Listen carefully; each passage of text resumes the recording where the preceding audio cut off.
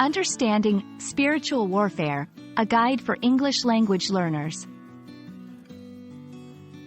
Hello, everyone. Today, we're going to explore a fascinating English phrase, spiritual warfare. This term might sound complex, but don't worry, we'll break it down together.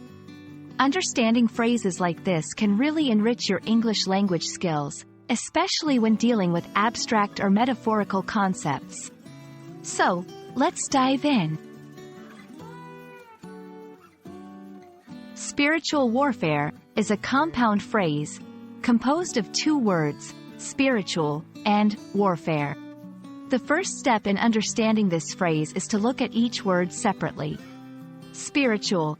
This adjective relates to the spirit or soul, often in a religious or philosophical context.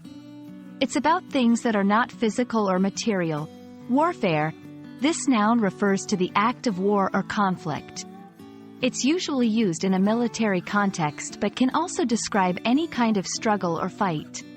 So, combining these, spiritual warfare, suggests a kind of battle, but one that's not physical. It's more about beliefs, values, or inner conflicts. Now that we understand the words, let's delve into the concept. Spiritual warfare is often used in religious contexts, particularly in Christianity. It describes the conflict between good and evil, seen as a battle of spiritual forces. It's not about physical fighting but about moral and ethical struggles, temptations, and maintaining faith. This phrase can also be used metaphorically in non-religious contexts. For instance, someone might describe their inner struggle with personal demons like addiction or depression as spiritual warfare. To help solidify our understanding, let's see how spiritual warfare can be used in sentences. 1. She viewed her fight against addiction as a form of spiritual warfare.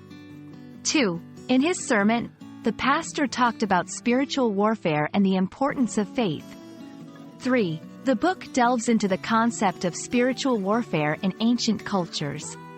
These examples show how the phrase can be adapted to different contexts, both religious and personal. I hope this video has shed some light on the intriguing phrase, spiritual warfare. It's a powerful example of how English can convey complex spiritual and emotional concepts. Remember, language learning is not just about words, but also about understanding the ideas and cultures behind them. Keep exploring and happy learning!